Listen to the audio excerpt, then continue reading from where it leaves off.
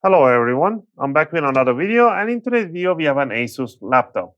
This is an Asus ROG or Asus ROG Strix G15 model. And in this video, we're going to take you step by step. I'm going to take you on step by step how you can open it up and how you can clean up and repaste your CPU and GPU. If yours is running a little hot and you just want to replace it, this video is for you. I made a video how to replace the fan for this model before. You can check that video, or you can follow this video too, how to replace your fan, because in the process, you can replace your fan too. So I'm going to leave the tools and let me remove this plastic in there.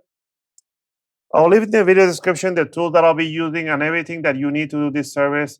It's really easy. It's not hard. Just take your time doing it. Just make sure that you don't rush through the service. And by doing this service, you're not going to change anything in the system. Everything is going to be left the way you had it before.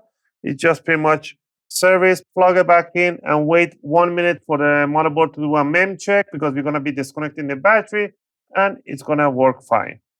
All right. And at the end of the video, I'm going to power this one, and it should turn on, as this is for my client. I should not kill it. I've been doing this for a very long time. All right. Number one, power off the laptop. Make sure completely power it off.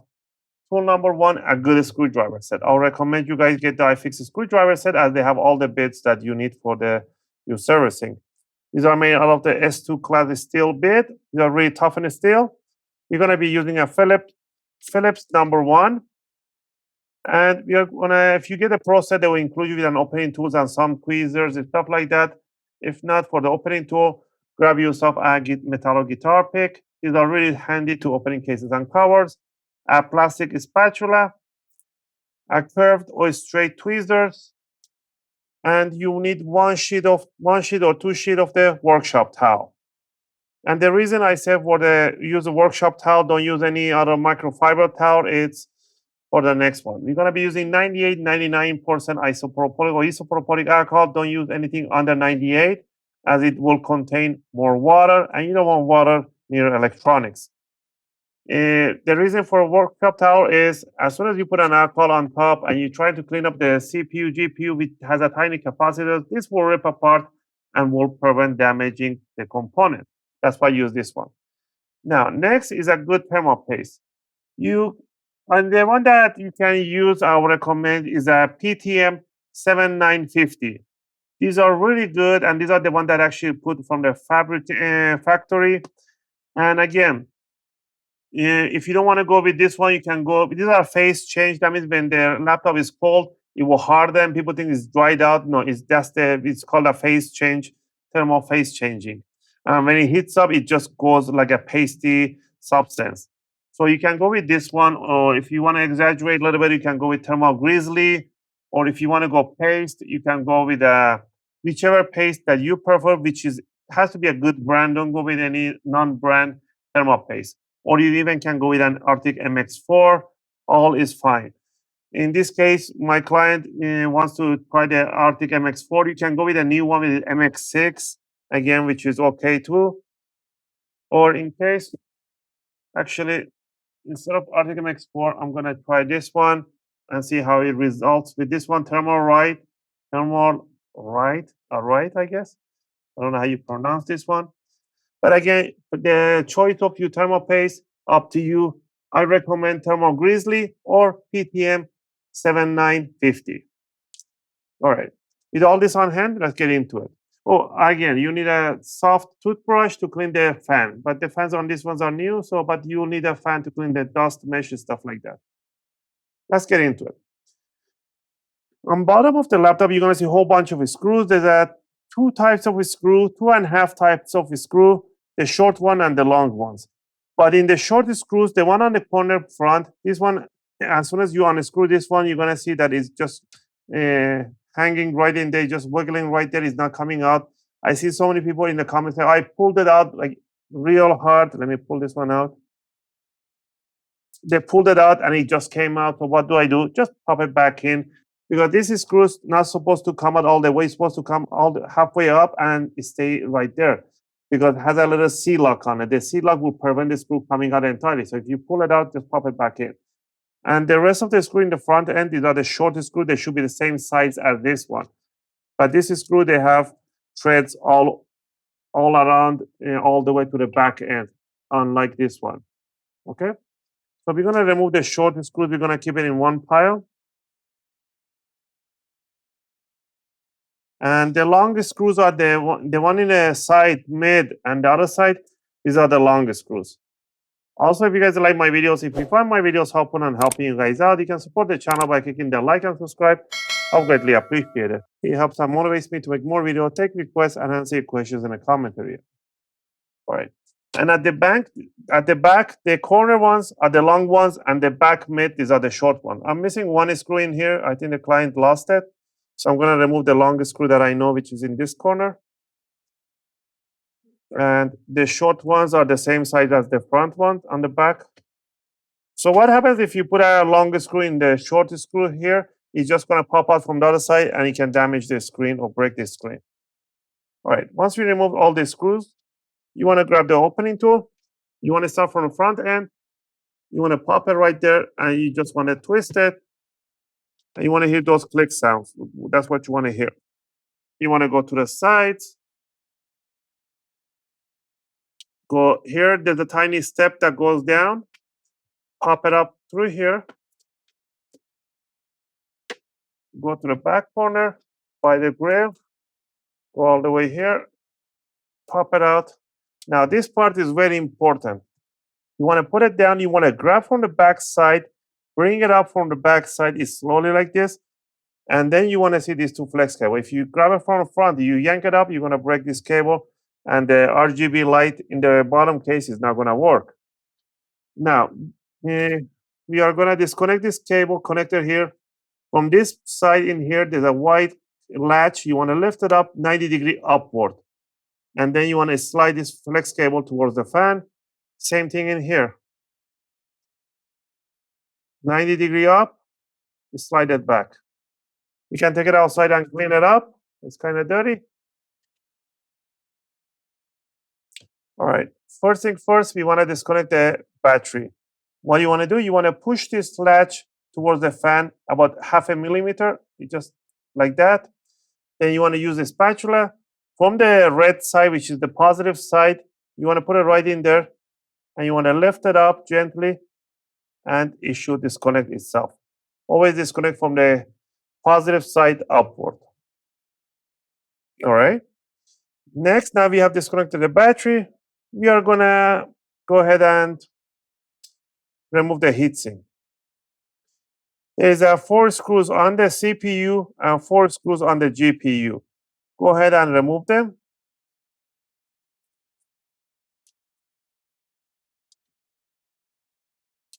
All the screws are the same size and height, so don't worry about mix matching them.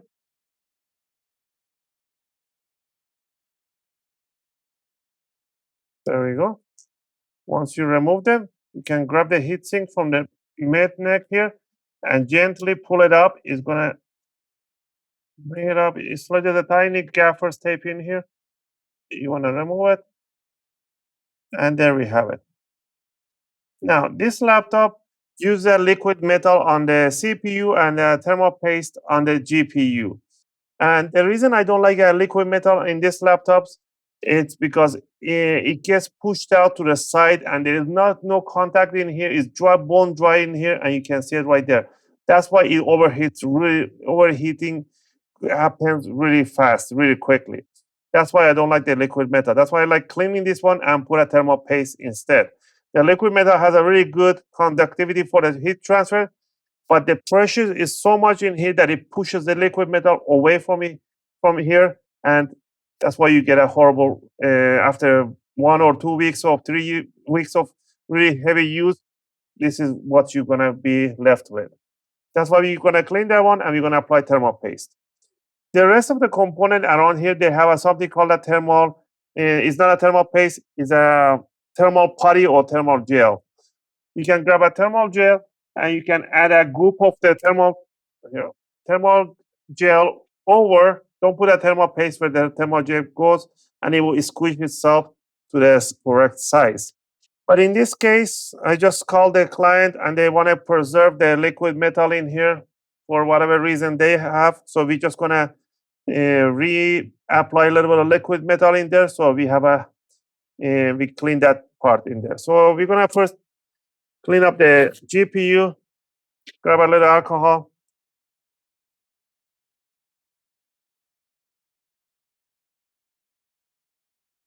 Wipe over. As long as you clean the crystal die, you're more than fine. And then you want to clean up the heatsink.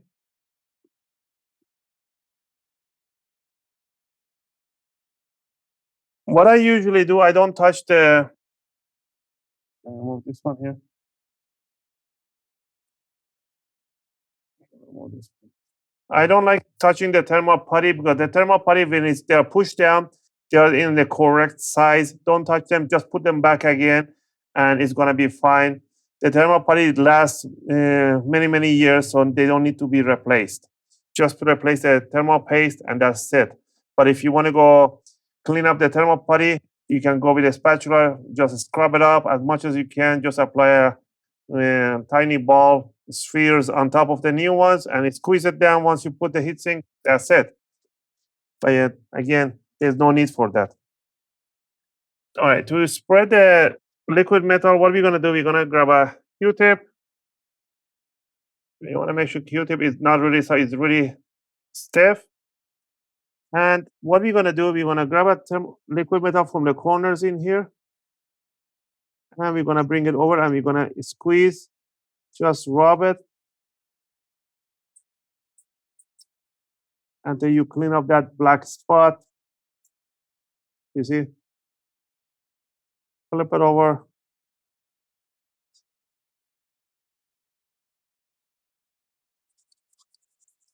Clean up the black spot.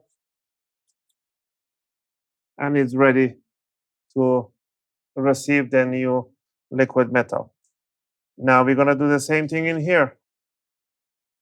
You see, it's kind of burned out because of there's so much heat. So we're going to clean it up. Look how horrible is that. That's why I don't like liquid metal. People are like, oh, it's one of the best conductivity. Yeah, but there's so much pressure in there, it just squishes itself out. So there's no point. There's a little bit of liquid metal in here. But I need a little bit of more. I don't know if you guys can see it. I'm going to grab a little liquid metal from here on the sides.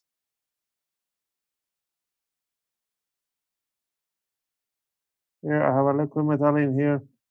So as long as you have over the CPU crystal, that's where you want it. Just a little damp. There's an isolation in here, so it doesn't matter if the liquid metal goes around it. It can be all over here, liquid metal, nothing happens. But there's sponge in here, it will prevent it from slipping out.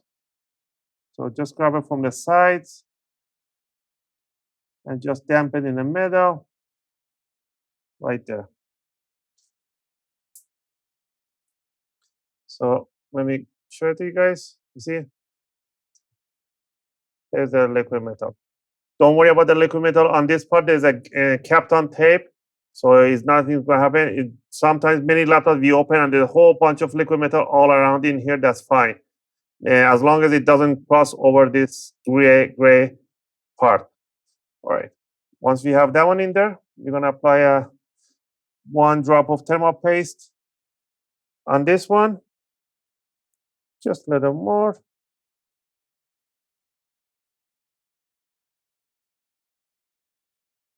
There. Now we are going to bring down the heatsink. Straight down. Don't move it around too much. And once you have it in here, you want to cross screw the screws on the heatsink. I like to do corners in here. One corner. And the other one, I want to do it on the other side in here, cross each other. Once I do this one in here, I'll come over on the GPU. I do the corner in here. Well, this way the thermal paste evenly spreads itself all around the CPU and GPU. Once you did this cross screw, then the rest doesn't matter how you do it. It's fine. There are tiny numbers on them. You can follow the numbers, but again, as long as you cross screw them, it's the same effect.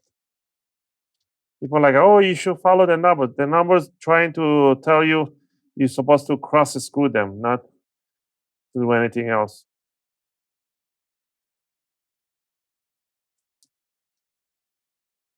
All right. Once we have that one in there, I'll bring this one over. There we have it. Everything ready. Nice fans are clean. If you want to remove the fans, 1, 2, 3 screws on each fan, pull them out. Use that toothbrush to clean it out, and you're ready. Now we're going to make sure that this latch is all the way pushed towards the other side. We want to put down the jack straight over the connector and push it down with 2 fingers and bring the lock right over. We are almost done. Now we are going to put the bottom RGB lights. I'm going to grab this one with the tweezers, so my fingers are pretty tough, pretty big. I'm going to slide it in there. I'm going to lock it down. Bring this one.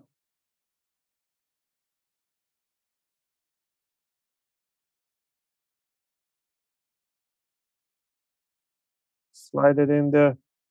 Lock it down. And there we go. Now to finish it off is to put the bottom cover over.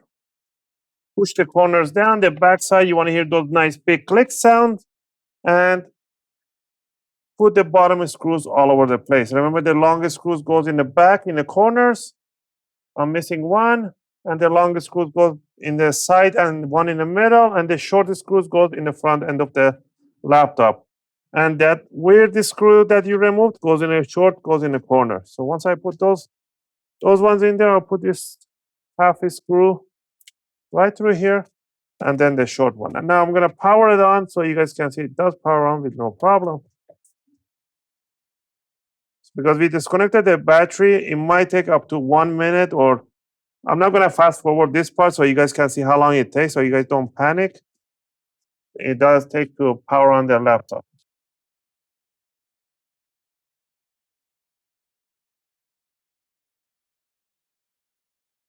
So let's go ahead and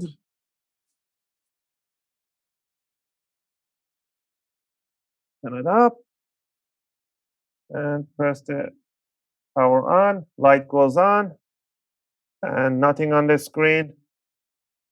It flashed once or twice, and we're gonna wait for the logo and the sound. So I see the light is still on, and I'm not gonna fast forward this part. So it should take 30-40 seconds. Sometimes it takes longer, sometimes less, depending how much RAM you have. There you go. It loaded up, and it's gonna start loading up the Windows. And that's it. Again, I hope you guys like this video, and I hope you guys out to do your own service and maintenance for your Asus ROG Strix G15 model. If you have any question or requests, feel free to leave them in a video comment. I'll try to answer them as soon as I can. As always, thanks for watching, and I'll see you guys in my next video.